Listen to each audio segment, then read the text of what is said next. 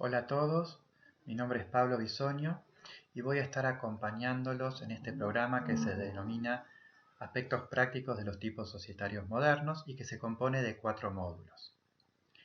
Como ustedes se imaginarán y como se desprende del nombre del programa, vamos a hacer énfasis en aquellas estructuras societarias que receptó el derecho argentino en los últimos años, fundamentalmente a partir de la sanción de la Ley 26.994, que va a ser nuestro punto de partida. Esta ley, además de aprobar el Código Civil y Comercial de la Nación, introdujo una importante reforma en la Ley de Sociedades y que en lo que a nosotros nos interesa para este programa, hay dos cuestiones muy importantes que se reformaron. En primer lugar, y que lo que va a ser objeto de este primer módulo, es el régimen de las sociedades de la sección cuarta, que anteriormente se denominaba sociedades irregulares y de hecho. Y en segundo lugar, la recepción de la sociedad anónima unipersonal. ¿Por qué creemos importante dedicar este primer módulo a las sociedades de la sección cuarta? Lo creemos importante por dos razones. En primer lugar, hay una muy importante cantidad de sociedades informales en la realidad económica que se regulan o se rigen por estas disposiciones. En segundo lugar, porque la Ley 26.994 introdujo algunas modificaciones importantes que creemos importante repasar y que tengan presentes en vistas al eventual asesoramiento de estructuras societarias informales que caigan bajo la sección cuarta, pero también de sus socios y de sus administradores, eventualmente. Puede ser muy importante conocer estas reglas también en caso que su cliente sea una contraparte contractual de sociedades que caigan bajo estas previsiones de la Ley de Sociedades. Anteriormente, la Ley de Sociedades, como les mencioné, se refería a las sociedades irregulares y de hecho. Recordarán que las sociedades irregulares eran aquellas que tenían un sustrato contractual, pero ese contrato de sociedad nunca había sido inscrito en el registro público de comercio y por lo tanto se decía que adolecían de una irregularidad. En cambio, las sociedades de hecho eran aquellas que ni siquiera contaban con un sustrato contractual. Existía una sociedad entendida en el sentido de que había socios que realizaban aportes destinados a la actividad productiva, participaban en las ganancias, en las pérdidas, se podía probar por otros medios de prueba, pero no había contrato. Dos cosas que quiero puntualizar de las sociedades de la sección cuarta.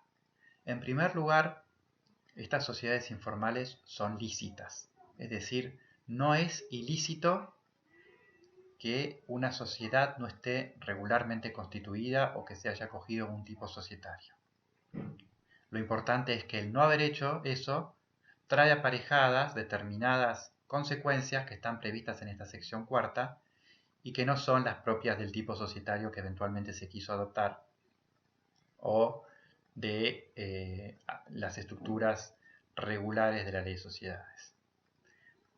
En segundo lugar, las sociedades de la sección cuarta no son un tipo societario, son el régimen que el derecho societario prevé para aquellas que precisamente o no cumplieron con los requerimientos de la ley de sociedades para su constitución u omitieron algún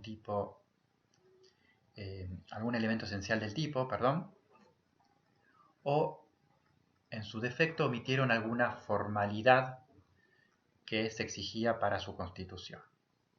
En cualquiera de esos tres casos, la sociedad se rige por estas regulaciones. ¿Qué establecen estas regulaciones? Bueno, lo van a recorrer con detalle en la guía que les preparamos a los fines de seguir este módulo. Entre los aspectos que consideramos importantes y ponemos en primer lugar es el referido a la responsabilidad de los socios. Ustedes saben que en general cuando se pretende realizar una actividad comercial a través de una estructura societaria, una de las cosas que más les interesa a nuestros clientes es poder limitar su responsabilidad a los aportes realizados, al valor de las acciones suscritas. Bueno, en el caso de las sociedades de la sección cuarta, lo que se establece actualmente es que la responsabilidad de los socios es simplemente mancomunada y por partes iguales como regla. Esto igualmente importa una mejora con respecto al régimen anterior a la ley 26.994 que establecía que esa responsabilidad era solidaria e ilimitada. ¿Cómo es el régimen de representación? Bueno, si hay contrato, los socios lo pueden establecer ahí, pero al tratarse de una sociedad de la sección cuarta, no va a ser oponible erga omnes, es decir, a todos, como ocurre cuando se trata de un contrato social inscripto en el registro público de comercio. Por lo tanto, para hacer valer esa representación prevista contractualmente, va a ser necesario presentarle el contrato a la contraparte. Y si eso no ocurriera, la ley va a presumir que cualquiera de los socios representaba a la sociedad y por lo tanto la obligaba. Una novedad que introdujo la reforma de la ley 26.994 es la posibilidad de inscribir bienes registrables a nombre de sociedades de la sección cuarta.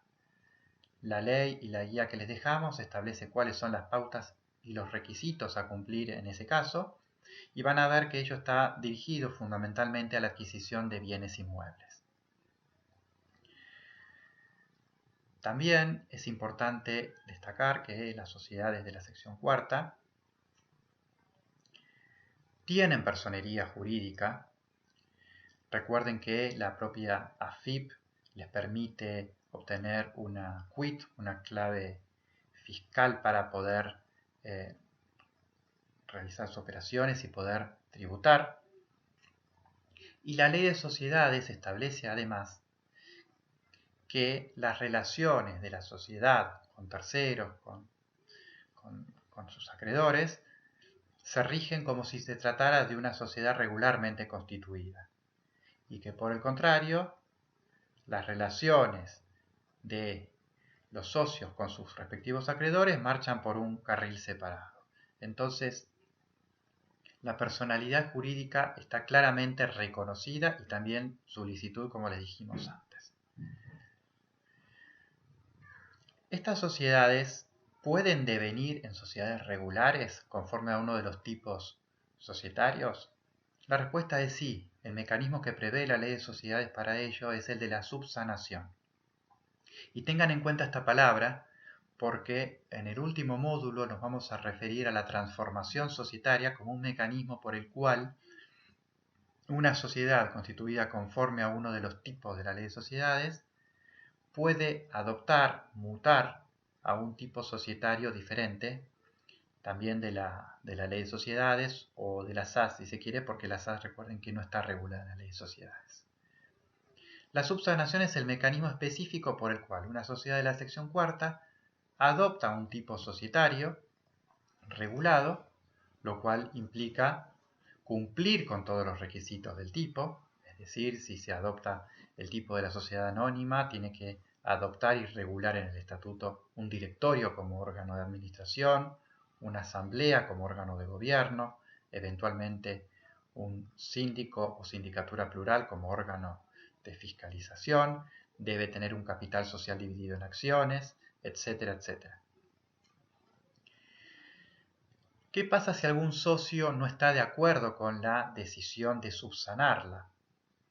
Bueno, ese socio cuenta con el derecho de receso, es decir, se puede retirar de la sociedad y le tienen que reembolsar el valor de su participación.